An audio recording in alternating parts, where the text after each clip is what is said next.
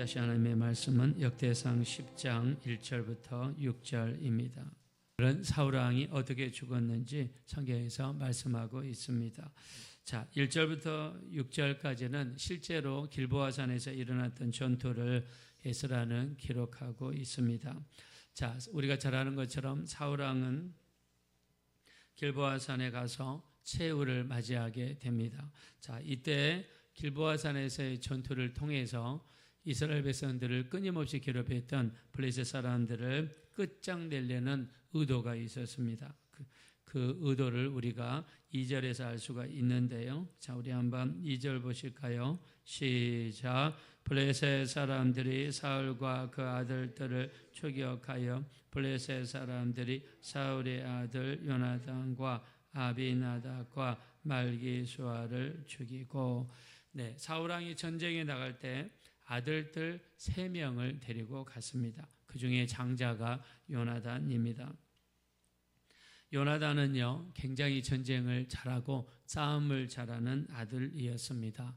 자, 근데 한편으로 보면 아버지와 아들 전체를 데리고 가는 것은 위험성이 따르게 됩니다. 후계자를 일반적으로 데리고 가지 않죠. 집에 왕궁에 두거나, 그래서 나중에 일을 도모하기 위해서 이렇게 후세자를 남겨둘 수가 있는데, 자, 사울 왕은요 이것저것 가리지 않고 한 명이라도 더 동원해서 블레셋 군대를 이기자는 그런 의도가 있었던 것 같습니다. 자, 전쟁이 너무나 치열했는데요. 이제 이 블레셋이 어려움에 빠지니까 오직 왕과 왕자들만 죽이자라고 명령을 내리게 됩니다. 자, 그래서 왕이 집중적으로 견제를 받게 되니까 도망을 가기 시작하죠. 자, 근데 활 쏘는 자가 활을 사울 왕에게 쐈는데 아마 정통으로 맞은 것 같습니다. 자, 자기의 몸이 죽어간 것을 볼 때에 옆에 칼 들고 있는 같은 이스라엘 군인에게 네 칼로 나를 죽여라 라고 했습니다.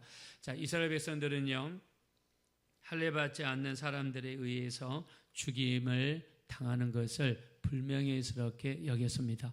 마치 이슬람 그 전사들이 여자들에게 죽임을 당하면 불명예스럽게 여긴다고 그러죠. 그래서 미군이 이라크하고 전쟁을 수행할 때에도 여자 군인들을 많이 동원했다라고 그럽니다. 여자 군인만 나타나면 이라크 병사들이 도망가기 때문이죠. 자, 그래서 이 할례받지 않는 블레셋 군인에 의해서 활에 맞아 죽어갈 때 옆에 있는 병사에게 나 좀 죽여달라 그랬습니다. 자, 그런데 죽이지 않았죠. 자, 우리 한번 4절 말씀을 보실까요? 다 같이 한번 읽어봅시다. 시작. 사울이 자기의 무기를 가진 자에게 이르되 너는 칼을 빼어 그것으로 나를 찌르라. 할례받지 못한 자들이 와서 나를 욕되게 할까 두려워하노라. 그러나 그의 무기를 가진 자가 심히 두려워하여 행하기를 원하지 아니하며 사울이 자기 칼을 뽑아서 그 위에 엎드려지니. 네. 자, 옆에 있는 군인에게 부탁했는데 말을 듣지 않습니다. 그래서 사울 왕이 칼을 땅에다 심고 그 위에 자기를 던져서 자결하고 말았습니다. 자, 옆에 병사가 보니까 왕이 죽는 것을 보고 죄책감을 느꼈던지 그 군인도 자기 칼로 자결을 하고 말았습니다. 자, 한날 한시에 왕도 돌아가시고 아들 3명도 돌아가시고 한 가문의 몰락이 비참하게 끝났습니다. 자, 사울 왕은 베냐민 지파 사람이고 처음에는 굉장히 겸손했던 사람이죠. 자, 그러나 그의 가족 전체가 전쟁터에서 몰락을 당했습니다. 작게는 가족이고 크게는 한 나라라고 할 수 있겠죠. 자, 에스라라고 하는 학자가 뜬금없이 사울 왕의 죽음을 갑자기 여기다 기록했습니다. 순서도 맞지 않고 시대도 맞지 않습니다. 자, 근데 이 역대상 역대하는요 바벨론에서 70년 동안 포로 생활을 하고 돌아온 이스라엘 백성들에게 일종의 과거를 돌아보고 앞으로를 정립하고자 하는 의도가 있었고 또 교훈을 주고자 하는 의도가 있었습니다. 자, 어떻게 해서 우리가 이렇게 나라가 망했는가? 우리가 왜 이렇게 70년 동안 비참한 일을 겪었는가? 자, 그 교훈을 역사에서 찾다는 거죠. 역사는 현재의 우리 모습을 들여다보는 거울이고 미래를 보여주는 이정표가 되기 때문이죠. 성경에서는 과거의 역사를 영적인 거울이라고 표현했습니다. 즉 하나님의 말씀은 우리에게 영적인 거울이 되는 것이죠. 자, 사울 왕의 가족의 몰락을 통해서 우리가 교훈을 얻자는 거죠. 어떻게 해서 저 집안, 왕의 집안이 하루아침에 몰락했는가?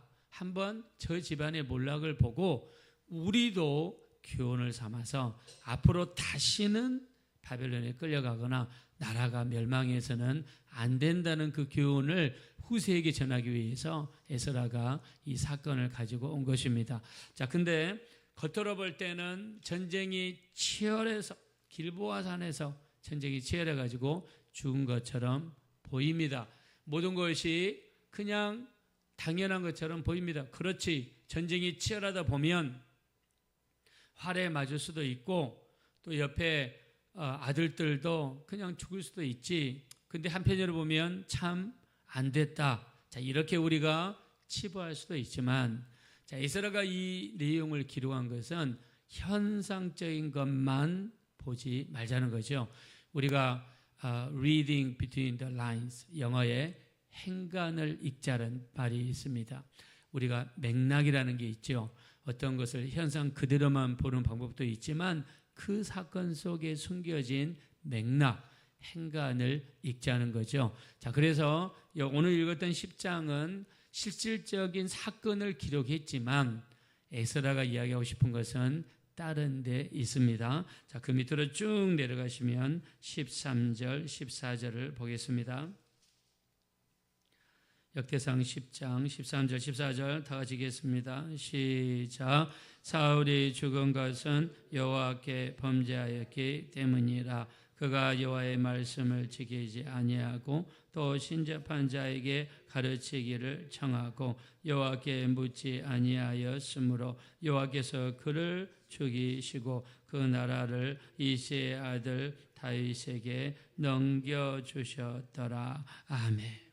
자, 여기 13절과 14절에서는 사울 왕의 집안이 하루아침에 아들 3명과 함께 멸망해버린 이런 비참한 실질적인 이유를 이야기하고 있으며 후세 이스라엘 백성들에게 우리도 이렇게 해서는 안 된다는 것을 이야기합니다. 첫째, 사울 왕이 죽은 것은 전쟁이 치열하고 활에 맞았고 또 전세가 불리했기 때문이 아니라 그 뒤에 있는 영적인 일이 먼저 있었고 그 영적인 일이 현실에 나타난 결과가 사울 왕이 죽은 거고 아들 3명이 죽은 거고 사울 왕의 가문이 몰락해 버렸다는 것입니다. 자, 여기서 우리가 중요한 교훈을 알 수가 있죠. 우리 현실 세계를 주장하는 것은 영적인 세계에서 일어난다는 것입니다. 우리가 영적으로 온전히 서지 못하면 하나님과 사이에서 온전히 서지 못하면 현실 세계에서 안 좋은 결과들이 나타날 수 있다는 것을 강력하게 이야기하는 거예요. 그래서 요한 3서 1장 2절에 사랑하는 자여 내 영혼이 잘된 같이 범사가 잘되고 강건하기를 간구하노라. 할렐루야. 우리 영혼이 잘돼야 됩니다. 우리 영혼이 잘되는 방법이 무엇입니까? 여러분들처럼 피곤한 육체를 세우고 일어나셔서 하나님께 첫 시간을 드리며 기도하고 예배하고 하나님께 맡기고 하나님을 내 주인 삼아 하나님이 우리 인생을 이끌어 가시고 하나님이 우리 인생에 개입하시고 그분이 우리를 대신해서 이끌어 가시도록 주도권을 내드리고 기도하고 예배하고 찬양하면 우리 영혼이 잘 되면 범사가 잘 되고 강건한 축복의 역사가 반드시 나타나게 될 줄로 믿습니다. 우리 영적인 삶이 중요하다는 거예요. 그래서 일주일 중에서 첫날인 주일이 중요하고 주일 하루 중에서도 예배드리는 그 시간이 중요하고 우리 주중에 우리 시간 중에서도 새벽이 가장 중요하고 새벽에 하나님께 맡기고 하나님께 새벽을 드리고 다윗처럼 시편에서 수도 없이 내가 새벽을 깨우리로다 라고 말씀하신 것처럼 하나님께 시간을 드리고 기도하고 예배하는 그 삶을 통해서 하나님이 우리 삶 속에 들어오시고 하나님이 우리를 지배하는 영역이 커지고 하나님의 능력이 점점점 확대되어서 우리 영혼이 잘 되면 나머지 놀라운 일들이 나타나게 될 줄로 믿습니다. 지난번에 한 며칠 전에요, 유튜브를 딱 이렇게 보고 있는데 이런 내용이 나오더라고요. 점쟁이 같기도 하고 뭐 영적으로 그쪽에 같은데 뭐라고 하냐면 화장실에 들어가서 수건을 걸어놓는 수건대가 있는데 거기다가 걸어둬서는 안 되는 것. 그래서 저도 그냥 궁금해서 보니까 잘못된 걸 걸어놓으면 그걸 통해 귀신이 역사한다는 거예요. 이거 하면 귀신이 역사해, 저거 하면 귀신이 역사해. 완전히 악한 영에게 잡혀있더라고요. 여러분, 우리는 뭐 어떻게 하면 귀신이 역사하는 게 아니라 우리 안에 계신 천하 만물보다도 크신 예수님이 우리와 함께 하시기 때문에 우리 주님과 함께 가는 곳에는 어떤 악한 것들이라도 물러갈 수밖에 없고 우리 승리하는 역사가 일어날 수밖에 없는 줄로 믿습니다. 우리는 이스라엘 때 어떤 날이 이 손 없는 날이고 어떤 날이 귀신이 역사하지 않는 날이고 그 손 없는 날이라는 게 귀신이 역사하지 않는다는 날이거든요. 그러니까 모든 게 그쪽에 세상 사람들이 붙잡혀 있어요. 그러나 진리를 알지니 진리가 너희를 자유케 하리라 하셨습니다. 진리 대신 예수님이 우리와 함께 하시고 전능하신 하나님의 능력이 우리와 함께 하시기 때문에 기도하고 예배하고 맡기고 나가는 신앙생활 속에는 승리의 역사만이 나타나게 될 줄로 믿습니다. 믿는 사람들에게는 이런 표적이 따르리니 내 이름으로 귀신을 쫓아내고 또 새 방언을 말하고 뱀을 집으며 무슨 독을 맞을지라도 해를 받지 아니하며 병든 자에게 손을 얹은즉 나으리라 하셨습니다. 이 역사가 우리에게 나타나는 줄로 믿습니다. 우리는 그런 거 따지지 않습니다. 정말 우리 신앙생활, 예배하는 생활, 기도하는 생활, 말씀 생활이 얼마나 중요한지 모릅니다. 우리는 눈에 앞에 모든 게 보이지 않으니까 에이, 하나님 왜 나를 안 도우셔 할 수 있지만 우리 만약 영적인 눈이 뜨면은요, 이 영적인 세상은 정말 너무너무 치열할 거예요. 우리가 보이지 않는 영적인 세상은 너무너무 치열합니다. 그러나 너무 감사한 것은 예수님의 보혈이 우리를 덮어주십니다. 우리를 보호하여 주십니다. 예수님의 이름에는 승리의 역사가 있습니다. 예수 이름으로 명령할 때 악한 것들이 물러가고 모든 문제들이 물러가고 어려움을 이길 수 있는 능력을 예수 이름을 통해서 우리에게 주신 줄로 믿습니다. 그래서 우리가 영적으로 정말 더 승리하고 더 예배하고 더 기도하고 더 말씀 있고 더 우리 주님께 붙어있는 그런 신앙생활은 우리에게 승리의 역사로 나타나게 될 것입니다. 그래서 우리 신앙생활은 전능하신 하나님, 우주 만물을 만드신 하나님, 창조주 하나님, 십자가의 사건을 통해서 마귀의 역사를 이기신 그 우리 예수님, 우리 그 예수님을 모시고 사는 삶이 얼마나 자유가 있으며 승리가 있으며 기쁨이 있는지 모릅니다. 여러분, 어렸을 때 아기를 보세요. 아기 여러분 1살 때 기억납니까? 3살 때 기억납니까? 기억 안 나요. 근데 1살짜리 3살짜리를 보세요. 기어가가지고 그냥 뜨거운 것도 만지려고 그러고 기어가가지고 잘못하면 밑에 난간으로 떨어질 수도 있고, 근데 부모는 노심초사하면서 따라다니면서 얘를 끌어오고 그러잖아요. 아마 우리가 영적으로는요, 우리가 육체적인 1살짜리, 3살짜리보다 더 감각이 없고 모를 수도 있어요. 그러나 기도하고 예배하고 말씀 붙잡고 나가면 보이지 않는 하나님의 손이 우리 삶 속에 개입하셔서 한참 더 영적으로 내다보지 못하는 어리석고 아둔하고 어둔한 우리들의 발걸음과 행동을 주장해 주시고 보호해 주시고 인도해 주시는 줄로 믿습니다. 중요한 것은 영적인 삶이에요. 우리가 이 목사님 평상시에 뭐 드러나는 것도 없고 큰 복 받는 것도 없고 내 눈앞에 크게 이루어지는 것도 없는데 이거 뭐하러 날마다 새벽 예배해야 되고 기도하고 예배하고 말씀 봐야 됩니까? 아니에요. 아닙니다. 아마 우리 영안이 열려서 우리가 기도하는 삶 다음에 일어난 일이 얼마나 승리하는 일이고 기도하지 않고 사는 삶이 얼마나 무서운 일이라는 걸 만약 눈으로 본다면 기도 안 할 사람이 없을 거예요. 근데 안타깝게도 우리는 육체를 입고 있습니다. 육체는 한계가 있어요. 영적인 걸 보지를 못해요. 영적인 걸 느끼지를 못해요. 물론 기도 많이 하면 하나님께서 때를 따라 그분의 뜻대로 인도하시기도 하시지만 보지를 못해요. 그래서 어둔하고 아둔하지만 우리는 그냥 말씀에 의지해서 그냥 예배하는 겁니다. 그냥 기도하는 겁니다. 그냥 찬양하는 겁니다. 주님께 맡기는 겁니다. 어렵고 힘든 일이 생기면 불평 대신에 감사하는 겁니다. 항상 기뻐하라. 쉬지 말고 기도하라. 범사에 감사하라. 이는 그리스도 예수 안에서 너희를 향하신 하나님의 뜻이라고 하셨습니다. 우리는 그냥 기뻐하는 거예요. 왜요? 하나님이 그렇게 말씀하셨으니까. 성경에 항상 기뻐해라. 그럼 우리 어떻게 합니까? 아니 지금 문제가 이렇게 있는데요. 아니 내 몸이 이렇게 아픈데요. 미쳤습니까? 인간적인 생각으로는 기뻐하지 못하죠. 말씀을 의지하고 말씀을 붙잡고 주님을 전적으로 의지하는 자는 기뻐하게 될 줄로 믿습니다. 우리는 그 말씀 붙잡는 거예요.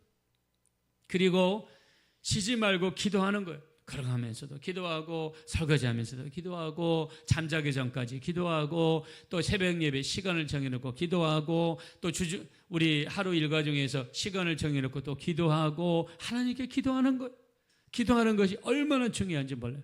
기도는 하나님께 묻는 것입니다. 하나님이 우리 삶 속에 두루두루 초청하는 것입니다. 기도는 하나님이 활동할 수 있는 반경을 넓혀드리는 겁니다. 기도는 하나님이 일할 수 있는 영적인 환경을 조성해 드리는 것입니다. 캐나다 퀸즈 대학에서 인간의 뇌 속에 있는 혈류 변화를 fMRI로 측정해 보니까 하루에 인간은 6,000번 생각한다 그러잖아요.